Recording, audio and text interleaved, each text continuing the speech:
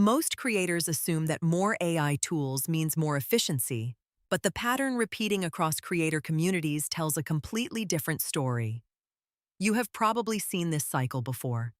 A creator discovers a new AI tool, gets excited about the possibilities, adds it to the stack, and then 2 weeks later, they are juggling 12 different platforms that do not talk to each other.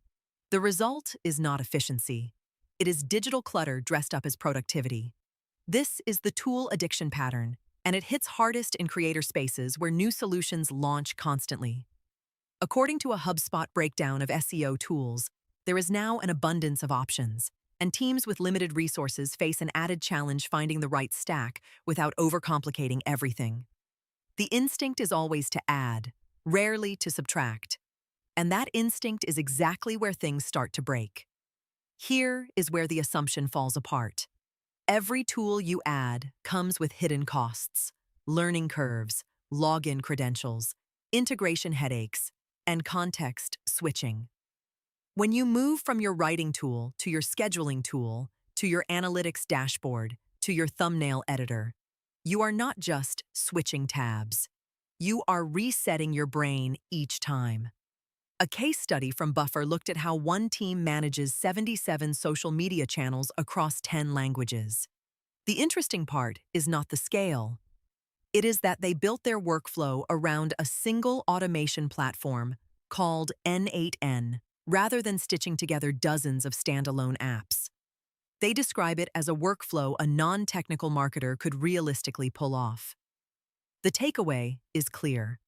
The problem is not that you lack tools. The problem is that your tools do not connect, and every disconnection creates friction you pay for in time and mental energy. So what actually works? Constraints. Intentional limits on how many tools touch your workflow.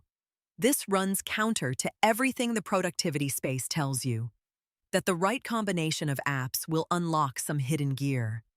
But the evidence points elsewhere. HubSpot's comparison of answer engine optimization tools frames the choice not as which tool has more features, but which one fits your existing workflow. The same piece notes that teams are really trying to answer whether they need a standalone monitoring tool or something that connects to the workflows they already use. That framing matters. The question is not what can this tool do? It is, does this tool reduce the number of places I need to go, or does it add another stop?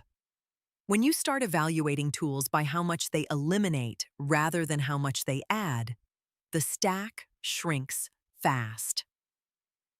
Now for the part that ties this together.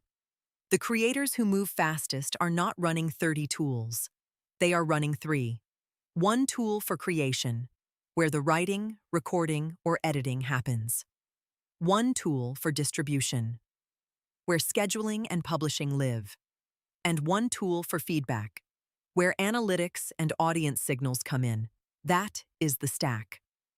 Everything else is a nice-to-have that usually becomes a have-to-manage. The pattern shows up in workflows that actually scale, like the Buffer case study where automation replaced a tangle of manual processes. It shows up in how HubSpot frames tool decisions around integration and workflow fit, not feature count. And it explains why adding that 4th, 5th, or 6th tool does not double your output. It doubles your overhead.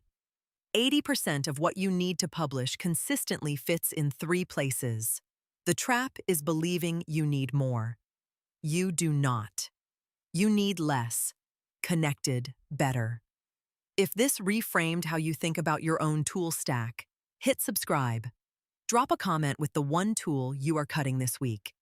And if you know a creator drowning in apps, send them this video.